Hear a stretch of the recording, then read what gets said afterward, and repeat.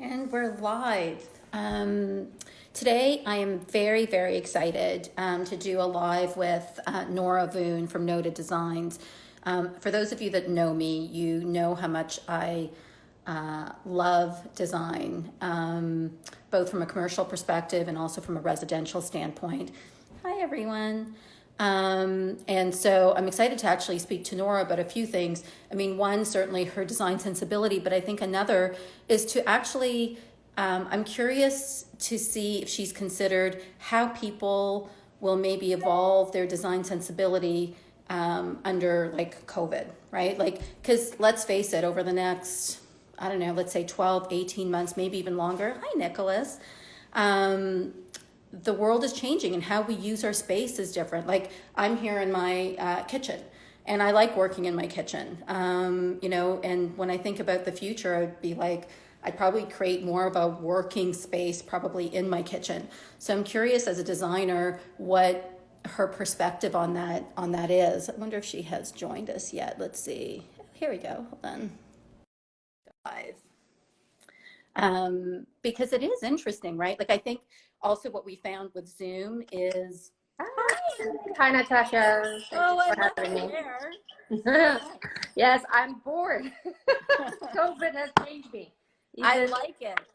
Thank you for having me. Oh my God, I'm so excited to chat with you. I was just saying before you came on, I'm so curious to see how people, what people will be asking for from you post COVID. Because I think about like space now, and like I love working in my kitchen. That's just like where, like I like to be in the center of things. But will more people require more home offices or larger rooms where they can work out of? I don't know. I just think that design will change based on, what we've been through. Yep, absolutely. I think that we have a lot of work cut out for us as designers and architects. I think the whole new world will kind of explode in our design landscape.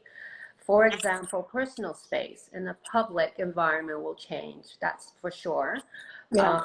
In terms of working home virtually will change. As you know, we've all been working home now for over a month. I think it's really great. I think it reduces the carbon footprint. You know, people are driving less to work. For example, you may have the choice of coming into work only 3 times a week, and twice a week you stay home and work. For example, my ex-husband, he worked for a bank, and his house right now is a trading floor because they've set him up completely. Within 2 weeks, he's got everything connected, and it's great. He said, you know what, I may not want to go back to work. I think definitely more and more people will want to work from home. And I think what we're going to be doing is actually looking at how we can incorporate the office in the home rather than a home office. Oh, that's an interesting perspective. That's actually an office and a home rather. Yeah, that's interesting. Right? Because think about it, it's a great backup plan, right? Imagine if you have kids that are sick and you can't come into work, but you can still work from home. So it's a great alternative to design in the design field. Not only that, I think, we have to consider many different things, such as touchless technology is going to be huge. We already have a lot of that in place in terms of automated voice activation, sensory operated faucets. Those are already on the market. So it's not, and I think that's going to be coming up with newer things, newer innovations, especially elevator buttons. Instead of pressing them, maybe it can be voice activated. So a lot of that is going to be changing. I think we need to focus a lot on antimicrobial coatings on materials such as furniture, flooring, door handles. What's that? What do you mean? So basically, we will incorporate antibacterial coatings onto materials. For example, copper is a natural product that is antimicrobial. So I think a lot of people in the industry will focus a lot on that kind of things. That's so interesting. I mean, I honestly, I've never had a printer in the house because I've always either gone to the office or I just don't print things. I'm looking at them on my computer. This is the Yeah. first time I got a printer. And one of the reasons I realized that I didn't have a printer at home is because I thought it was such an eyesore. I'm like, I don't want to see a printer. It's like, I want everything hidden and clean. And so it Right. just made me think, although I did hide it in the closet so you can't see it, but I guess as a designer, you're probably going to be looking at more of that too. It's like, how do Yeah. you make your space still feel like chic, but at the same time, like you can actually hide some of this stuff, right? Yeah, I mean, a lot of the stuff that we do is already part of that. We just finished a project for a client who actually works from home. Okay. So her office, her and her husband both work from home, and their office is literally like an office. They've got adjustable desks, they buy all the commercial grade furniture. So I think, it's already part of our job to always think ahead and see, for that client, for example, we had to find a home for the printer, for all the filing cabinets, for everything. So yeah, that's going to be just It's what you do anyway. yeah. You studied in the UK, and it's interesting your sort of design sensibility, and you are very collaborative. That's I when I think about sort of one of the many areas that is unique to you is that sense of collaboration within your industry. I think that was something that you've always talked about that was really important to you. Yeah. What do you think, what are the things that you sort of took from like the UK that you want to bring, to what you're working on here? Oh my God, I want to bring everything here. Yeah, you really loved it. I Um, got that sense. Like you really, really loved, like you were immersed in sort of the culture and everything there. and the arts. Yeah. I think with interior design, you really need to look at a few different things in order to be a good designer. I think travel is very important. When you see different cultures and you see different materials being used in different environments, different temperatures, right? It teaches you a lot about how to approach a solution or a problem to a project. So I think traveling is important. I think that fashion is important because fashion and interiors are so interlinked. I always look towards fashion to get my inspiration from interiors, points of trends, colors, materials. And you see a lot of that happening right now because we get so much information through Instagram. I feel everything is coming at us, and also art. I think art is really great to express who you are. So I use a lot of art in my design to kind of bring that humor, a little bit of personality for my client, and I think it's important for a space to not just follow the rules. I think you need to break a few rules to make it more interesting and have a conversation about it. And also, if you go to a space that provokes an emotion and a feeling, then it stays with you. Rather than something that's so beautiful, it looks like a showroom, it's forgettable, I think. I think if you bring out the essence of the personality, I think it's more important than design. And I think that's where you shine in terms of creating a lasting impression on Well, clients. you've often said that actually, that it's important to have your personality come out in your space. And I'm kind of curious as to how do you do that? Because I feel like a lot of people aren't sure, right? Like it's almost like they want their space to look like someone else's space, but the reality is it should feel like you. So I'm curious, like, how do you go about like discovering what that is? You ask a lot of questions. Yeah. And you do ask a lot of personal questions, and also through dialogue. When you talk to your client and you see their day-to-day activities, whether it's residential or commercial, especially in commercial, you have to understand the story behind it. I think finding a connection between the story and telling that story within that space is important to relate that personality back. So Yeah, that makes sense. Then how do you, because we're just in the process of looking to design a new office space.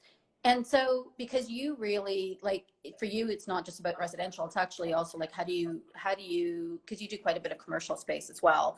So, Yeah. how do you bring up personality in commercial space? I feel like you've actually done a very good job at it, but I'm curious, like, as to what that process is, because I always found that really challenging. I don't find it easy. I find it a lot easier to do my home than it is to sort of do my workspace. And I think workspace now is going to be very different than like the way I envisioned workspace 3 months ago. Absolutely. When I do a lot of commercial projects, I tend to ask my client, have you done a survey with your colleagues and your employees and what they want? Because I think that's important. When you create a space, a work environment where people enjoy being there, that they don't feel like they're working there, then half your battle is done, right? So for me, I have to understand what is it that they do.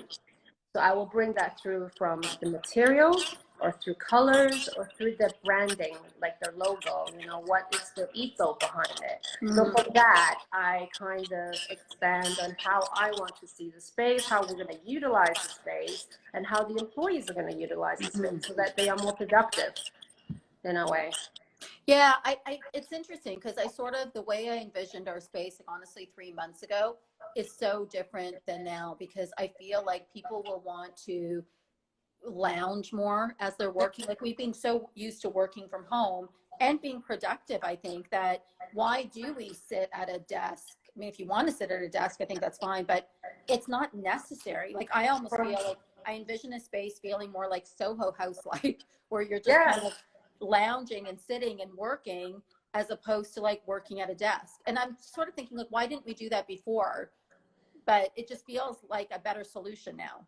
Yeah, actually, we just finished one last year. That's exactly what you described. It was Wow. for an educational company that does a platform for teachers.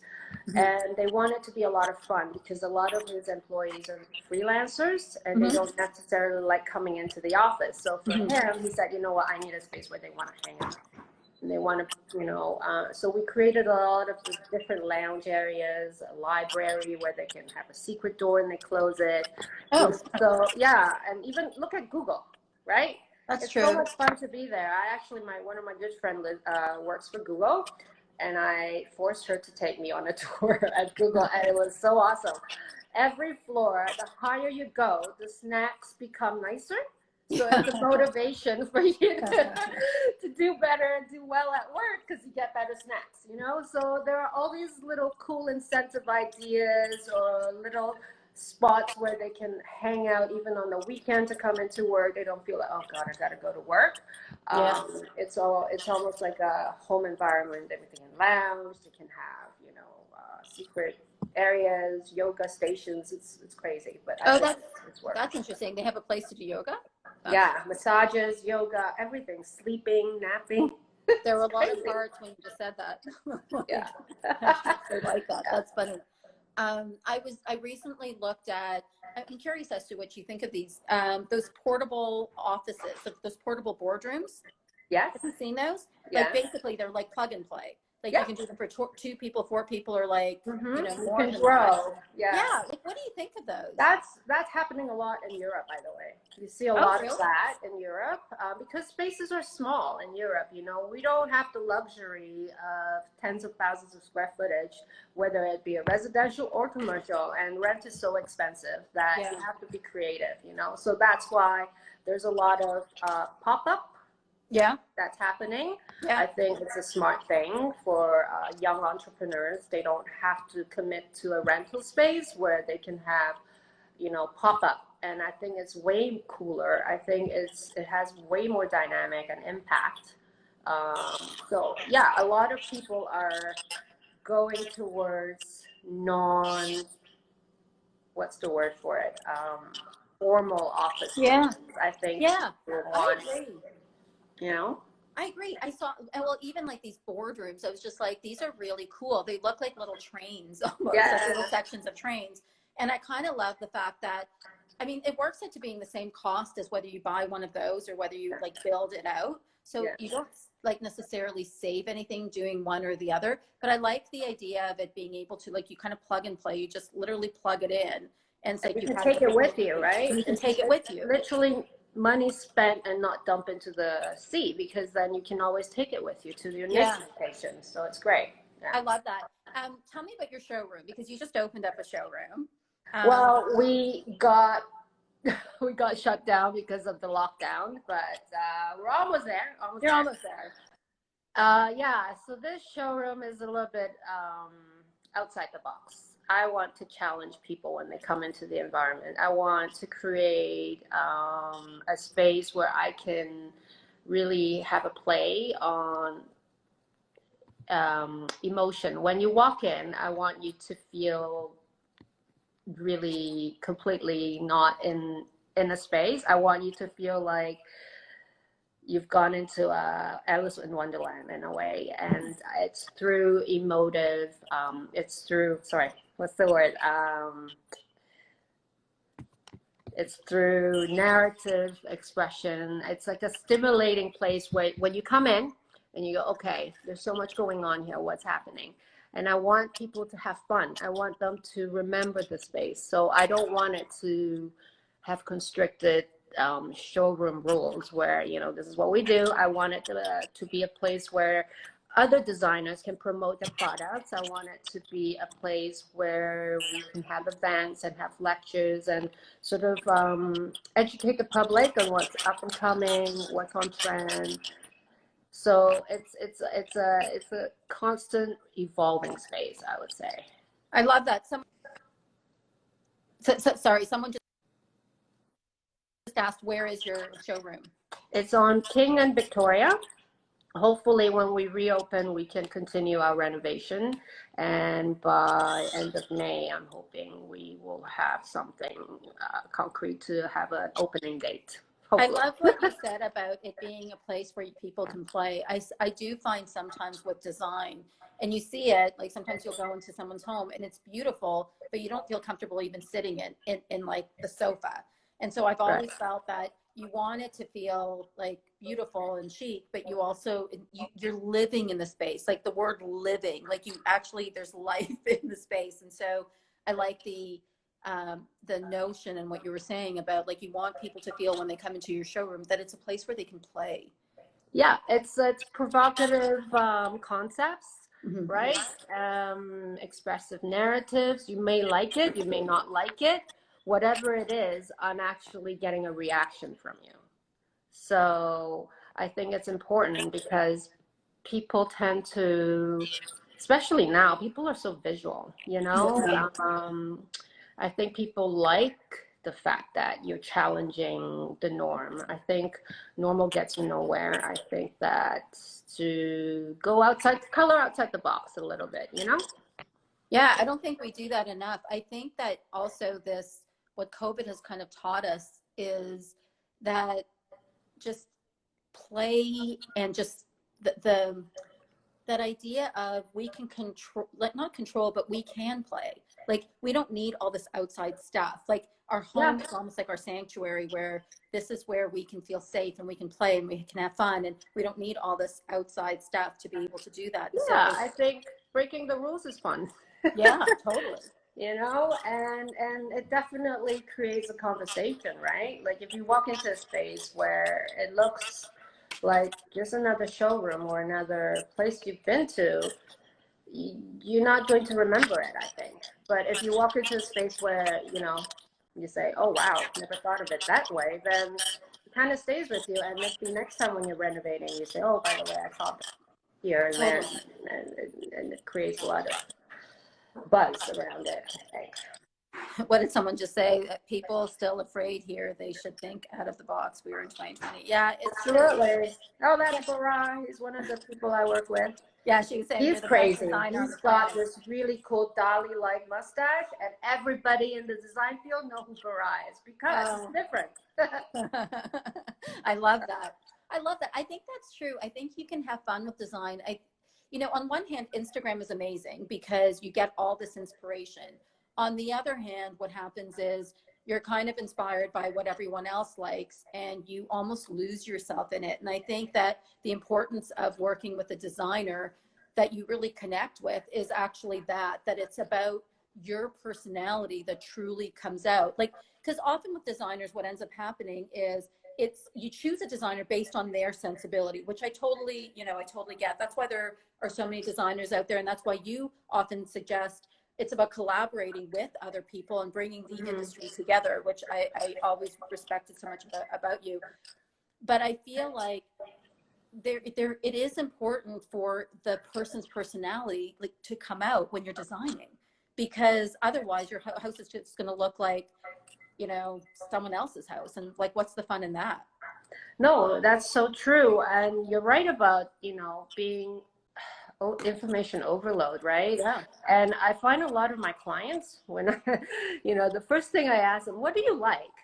And then they will tell you 5 different types of styles, 10 different types of, they want everything, because there's so much information and they don't know how to hone it down. So our job as designers and architects are really to say, okay, I see what you're saying, I see what you like. We're going to have to put this all into one big picture for you. and you have to kind of tick all the boxes too. You have to listen to your client. You have to give them what they want, but you also want to give them a little piece of yourself. Yeah. They come to you for you, and they need you to bring that out so that it can help them enhance their living environment and their work environment.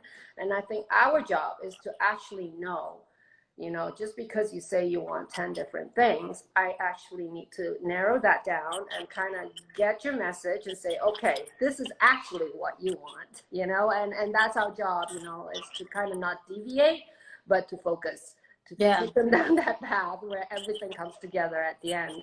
Well, you're able to bring everything together. I think that's the artistry of a really good designer, is being able to put it together. Like, I can put I actually end up buying the same sofa for any place that I live in. It's like, I'm consistent with like what the pieces that I love.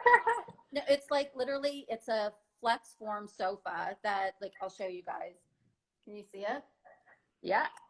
So I have that sofa in California, and I have that sofa here. It's like, I'm obsessed with them. I have the same table, so I tend to choose the same pieces, but where I always need a designer's help is pulling it together, because no space is the same. You might have the same furniture pieces, but each space has its own vibe. So you need someone to kind of bring it all together so it feels like home. Yeah, so one way of achieving that is through accessorizing. I think it's important that your main pieces have to be sort of solid. Yeah. When I say solid, it could be that it doesn't have to be crazy. Yeah. It could be very timeless. Like you said, you've got 2 of these sofas. Why? Because it's tried and tested. It's comfortable. Totally.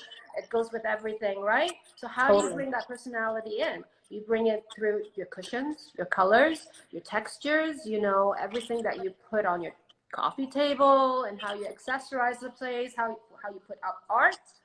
All of those will bring the personality back to you as an individual. Yeah, it's so true. The coffee table, sort of how you accessorize that is a big deal. Like, what would you say, like, what are your top 3 favorite things right now as far as accessories for a house go? Oh God, don't talk to me. It could include accessorizing. Lighting. I love everything. For me, I love vintage. I'm an art junkie. So I collect a lot of art, but one of them is really Murano Glass. Oh, I love Murano too. I love them. I cannot help myself. Every time I see one in a flea market or anywhere, I will go and buy them. Can I show you some of mine? I have to share. I'm so happy that you said that, because it just gave me an excuse. Okay, look at this piece here. Can you see it? Yes. Ooh. You see how thick that glass is? That is so costly to reproduce nowadays. I was in so many factories in Poland, because I'm also my own products.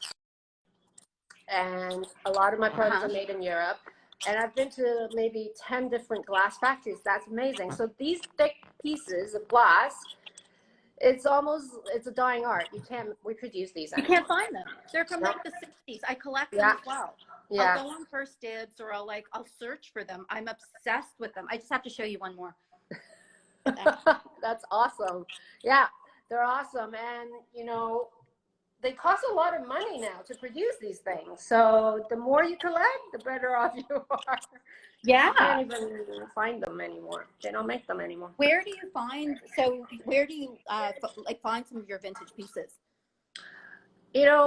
A lot of the times it's through traveling and, antique shops and here and there, flea markets. It's not, I don't go out looking for them. They kind of find me in a way. And that's the best part of finding stuff for your home. I love that. Over the years, I've collected so much that my friends, whenever they come over, they always say, your house tells such a story because it actually shows everywhere you've been to and all the things you've seen. And that's so important as a designer or an architect, because your environment really affects you and how you see the world. Yeah. So I think that as much as you can, travel, go to a lot of trade shows.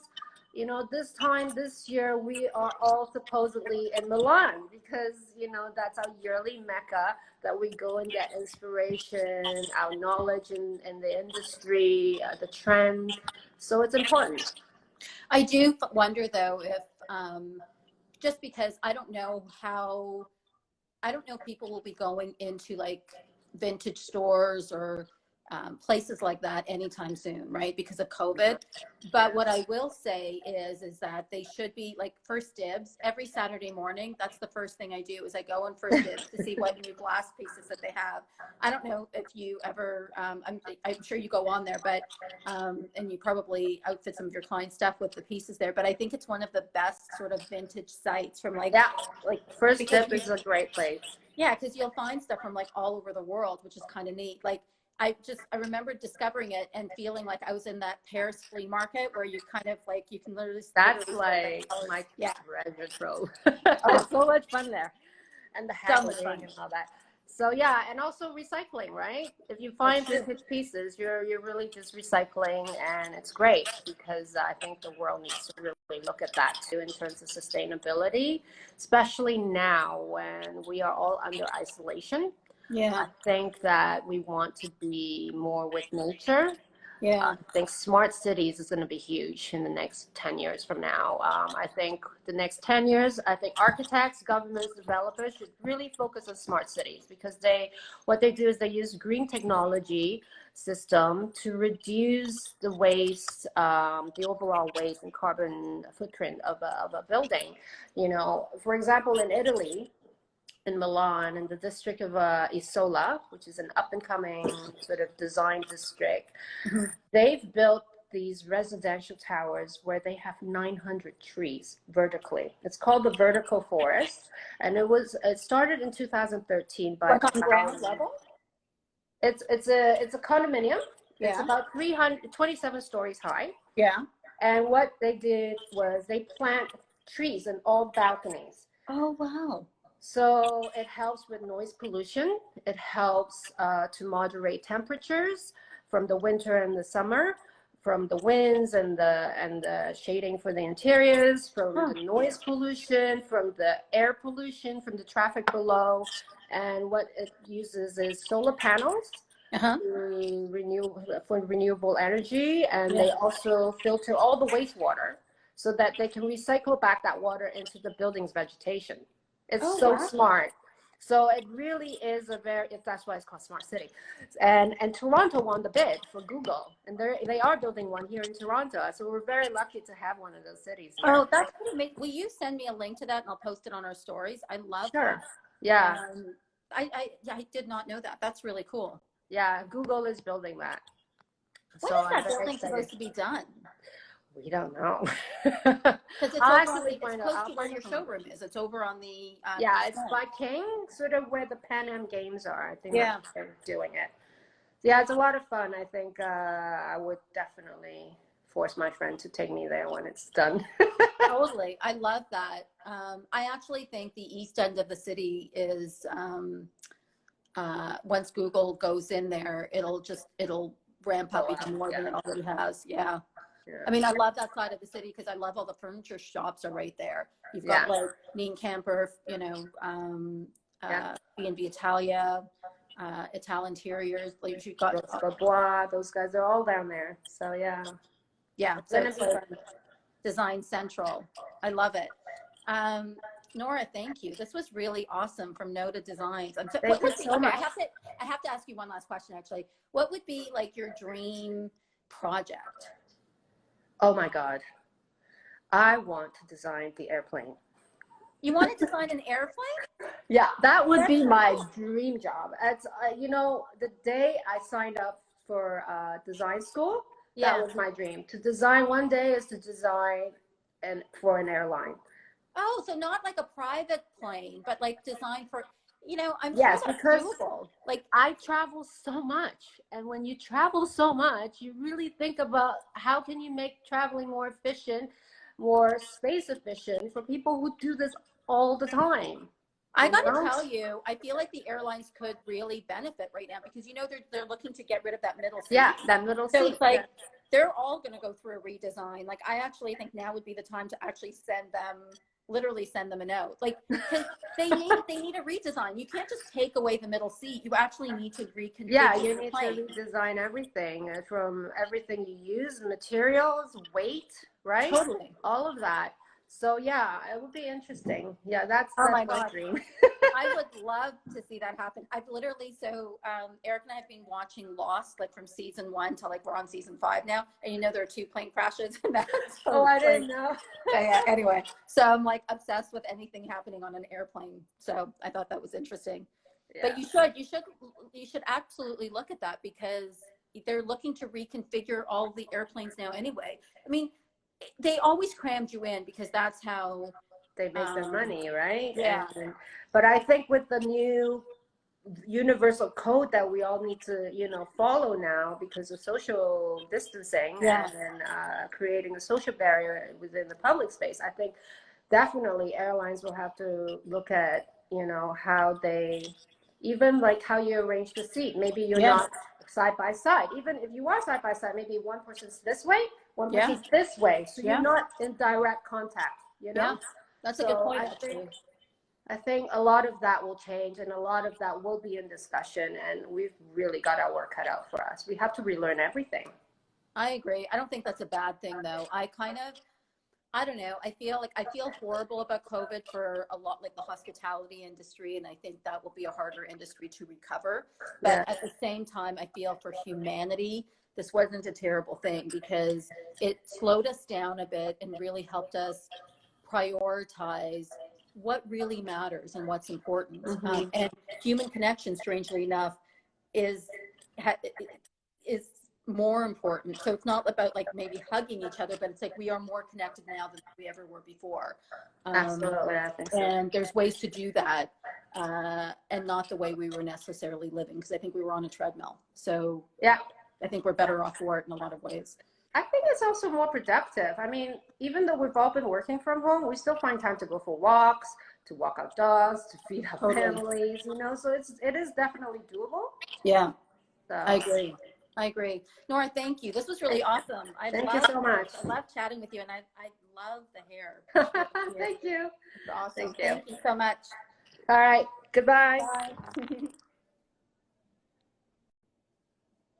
That was so awesome. Oh my gosh. As I said, I love design. And one of the things I really love about Nora from Noda Designs is just her passion for bringing out your personality in the projects that she creates. We choose different designers for different reasons, and I was excited to share her sensibility with all of you. So amazing life. I love that. Thank you. And I hope she does design an airplane. I think that would be super cool and super interesting. So thank you for joining me today. This was super fun. It's Monday. We're going to be doing a live on Wednesday and Friday, and I'll talk to you guys then. Mwah.